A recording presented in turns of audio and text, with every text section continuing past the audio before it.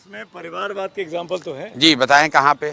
लता जी, एक लता जी जो है वो आरसीपीजी की बेटी हैं और क्या उनकी एक क्या उपलब्धि है? उपलब्धि ये है कि वो महिला, वो नई महिला हैं और लॉयर हैं और अस्थावा में लंबे समय से काम करती रही हैं। आप जाकर वहाँ पता कर लीजिए। और उनके एज ग्रुप में महिला के तौर पर, पढ़ी लिखी महिला के तौर पर अस्थावा में उनसे बेहतर अगर कोई नाम होगा। अलग हुए? मैं बता रहा हूँ कैसे अलग हूँ।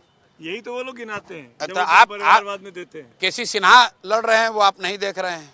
नहीं देख रहे हैं, हम सब देख रहे हैं। आर के आपने कहा कि एक भी नाम नहीं मैं बता रहा हूँ। नहीं, अरे तो लिपि लता सिंह के नाम में कोई दिक्कत नहीं है, उनके काम में कोई दिक्कत नहीं है। वो बाहुबली नहीं है, वो धन के बल पे नहीं है, वो पैसा देकर नहीं है। अस्थावा ऐसा नहीं कि हम यहाँ के हैं और जाके अस्थावा उनका गृह क्षेत्र है। पढ़ी लिखी क्वालिफाइड लॉयर हैं, बहुत प्रखर महिला हैं, वहाँ पर 3 साल से काम कर रही हैं। वो आरसीपीजी के साथ, अपने पिताजी के पार्टी के साथ काम कर रही थी। उस पार्टी का विलय हुआ, वहाँ पर विलय में डील थी। डील की क्या बात है इसमें? पूछ रहा हूं मैं। नहीं भाई, बेलहर से पंडित जी चुनाव लड़ रहे हैं जो कुम्हार समाज के हैं, वो भी आरसीपीजी की पार्टी के हैं, लेकिन वहाँ के सबसे प्रभावशाली अति पिछड़ा चेहरा हैं और वहाँ के शिक्षाविद के तौर पे जाने जाते हैं, प्रोफेसर हैं। कोई डील की बात नहीं है।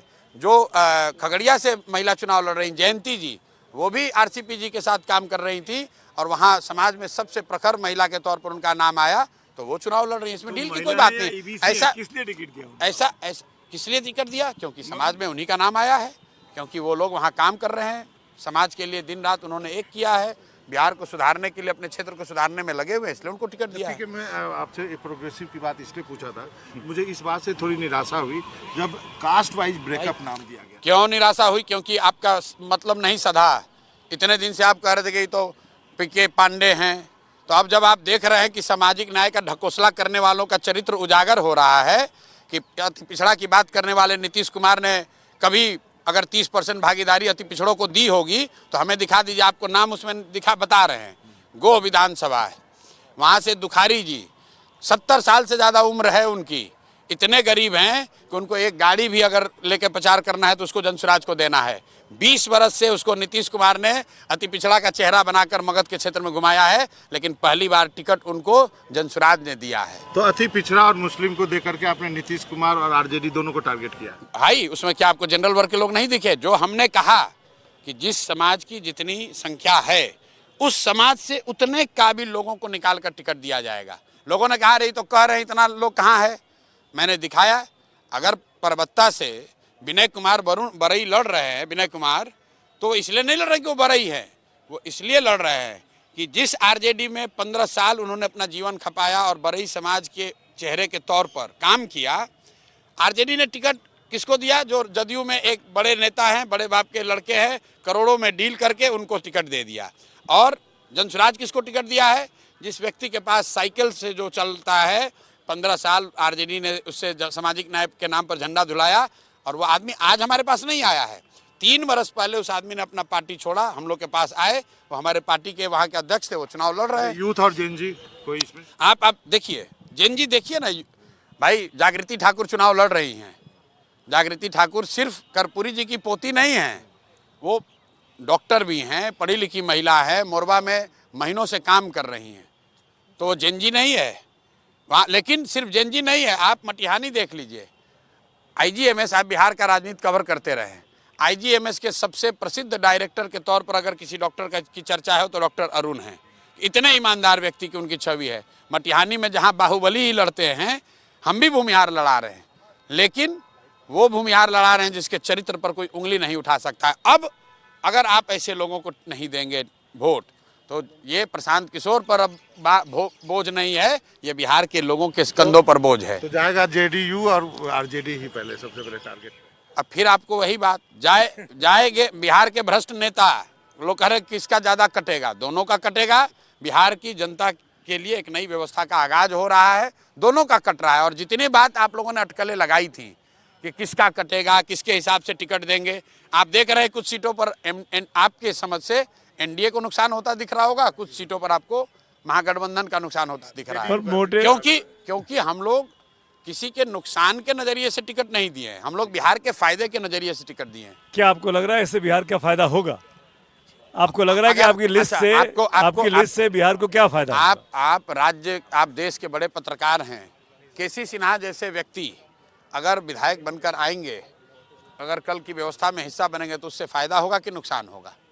उस लिस्ट में कोई बालू माफिया जिस चुनाव में प्रशांत किशोर खुद नहीं लड़ रहे हो और वो किसने केसी बोला सिन्हा है? की जरूरत हो, किसने बोला है नहीं, आपको? कहाँ है आपका नाम? हाँ, तो गारंटी दीजिए। अरे आपके कहने से गारंटी दीजिए। आपके कहने से नहीं ना चलता है जनसुराज। कैसे आप चलेगा? जनसुराज बिहार के लोग के हिसाब से चलेगा। हाँ, तो जनता, आप जनता नहीं है ना। 3 साल घूम रहे थे ना आप बिहार में, हाँ, तो आप जनता के बीच में गए थे ना। अरे तो भैया, कहाँ है जो आपका नाम क्यों नहीं पहले लिस्ट? नहीं है क्योंकि हम सबसे श्रेष्ठ नहीं है, जो लोग पहले जिनका नाम आया हुआ है। बिल्कुल लड़ेंगे, अगर जरूरत होगी लड़ेंगे, पार्टी तय करेगी, आप थोड़ी तय कब करोगे। लड़ेंगे? करघर तो कट गया, अब राघोपुरी बचा ना। बिल्कुल, राघोपुर जा रहे हैं 11 तारीख को, वहाँ बैठ के चर्चा करेंगे। तो राघोपुरी कहे जा रहे हैं, बाकी जगह इसलिए जा रहे हैं कि मैंने ये कहा था कि अगर मुझे चुनाव लड़ना है तो या तो हम अपने जन्मभूमि से लड़ेंगे या राघोपुर से लड़ेंगे। तो करघर का काम हो गया, बाकी सीटों की चर्चा हो रही है। राघोपुर की चर्चा करने के लिए राघोपुर में जा रहे हैं। तेजस्वी है ने- target है ना।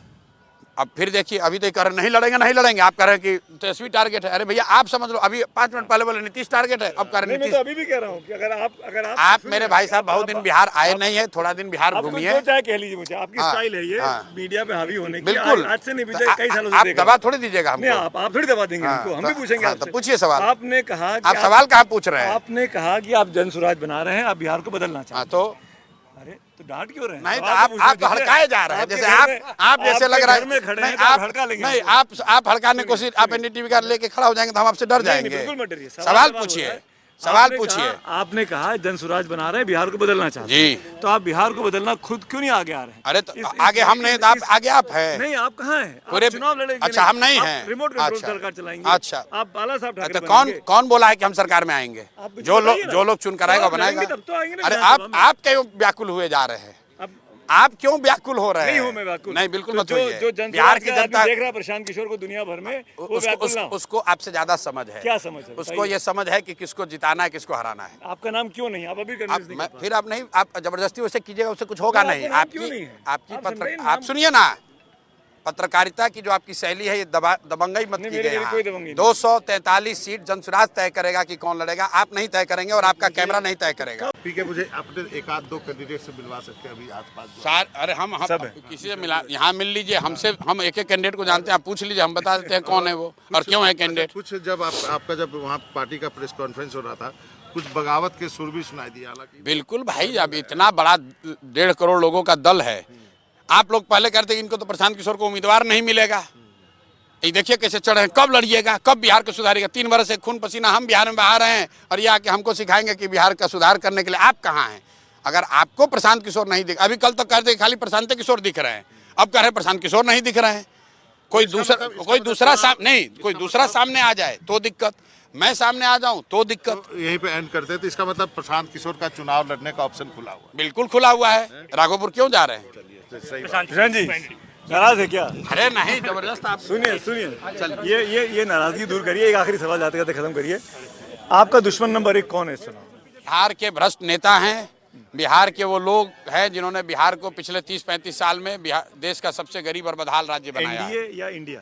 दोनों। किसी के साथ टाई अप नहीं करेंगे ना पोस्ट पोल में? अरे यार, आप लोग यही सवाल 3 साल से किए जा रहे हो, कुछ नया पूछो ना। चुनाव से पहले ना चुनाव के बाद, ना 2025 में ना 2029 में, अभी एडवांस में बोल देते हैं। फिर ये मत पूछिएगा 2029 तक, ना चुनाव से पहले ना चुनाव के बाद। नीतीश कुमार मुख्यमंत्री नहीं बनेंगे, आप बार बार कहते हैं। बिल्कुल लिख के देते हैं, लाइए कलम आपके पास है, लाइए लिख देते हैं। तो कौन बनेगा? प्रशांत किशोर के नाम अभी तो जो भी बनेगा। सम्राट चौधरी, अब फिर देखिए तेजस्वी, सम्राट प्रशांत चौधरी किशोर कौन बनेंगे? मैं आपसे पूछ रहा हूं। अब आप देखिए बिहार का सुधार का आप चिंता करने आए हैं और सम्राट चौधरी को मुख्यमंत्री नाम भी बनवा लिया। रहे हैं। मैंने आपका नाम नहीं, भी अब लिया। सम्राट चौधरी मैंने आपका नाम भी लिया। नरसंहार के आरोपी को कहते हैं कि ये मुख्यमंत्री बनेगा, लाइए कलम, लाइए लिख देते हैं नीतीश कुमार नहीं बनेंगे। कौन बनेगा? लाइए ना, प्रशांत किशोर की पहले पसंद कलम कौन? दीजिए, लाइए लिख के साइन लीजिए, कर आप ही देते कलम हैं, लीजिए। लाइए साइन कर देते हैं। प्रशांत किशोर किसको मुख्यमंत्री देखना चाहते हैं? बिहार की जनता जो यहाँ पर जो काबिल लोग हैं उनके बीच में जिसको चुनेगी, वो लोग जनसुराज से आएंगे चुनकर। नहीं लेंगे? अरे सुन तो लो मेरे भाई, आज जैसे 51 जारी हुआ है, वैसे 200 लोगों का और नाम जारी होगा और जब इनमें से एक बड़ी संख्या में लोग चुनकर आएंगे, वो आपस में चुन लेंगे। उसमें आप देखिए, हर व्यक्ति उसमें कम से कम 5 ऐसे लोग हैं जो प्रशांत किशोर से ज़्यादा काबिल हैं, जो मुख्यमंत्री बन सकते हैं। आज के 51 की लिस्ट में 5 ऐसे लोग जरूर हैं ये जो सवाल बिहार में, का सवाल था। सुन लीजिए मैं बता रहा हूं, आज की लिस्ट में से 5 ऐसे नाम जरूर हैं जो कि मुख्यमंत्री बनने की काबिलियत रखते हैं। जो लास्ट में बोला वो लाइन नहीं सुना आपने। क्या बोला? ये सवाल जनसुराज का सवाल था। क्या? प्रशांत जी की पसंद कौन है मुख्यमंत्री के लिए? अब उसमें से जो चुन कर आए, अभी हम पसंद बता दें वो हार जाए चुनाव, उनको पहले जीत कर आने दें। एक लास्ट डाउट सवाल, आपको भी। एक मेरा लास्ट सवाल है। क्या और भी खुलासे करेंगे? हैं? बिल्कुल। खुलासे और करेंगे मंत्री? अरे आप लोग ऐसे पकड़ के इंटरव्यू ले रहे हैं। सॉरी आप सॉरी चले जा रहे हैं ना, इसीलिए पकड़ना पड़ रहा है। क्या और भी खुलासे करेंगे? बिल्कुल जारी रहेगा, उसका भी डेट अभी अनाउंस कर देंगे कल परसों में। चलिए शुक्रिया, धन्यवाद धन्यवाद। तो ये थे प्रशांत किशोर और मेरे साथ मनोरंजन भारती इस चर्चा में थे बाबा, और हमने मजेदार मिलकर बातचीत इंटरव्यू करने की रहा। कोशिश की, डबल जानने की पैनल। कोशिश की कि प्रशांत किशोर के मन में क्या चल रहा है। Thanks for watching NDTV India. नमस्कार।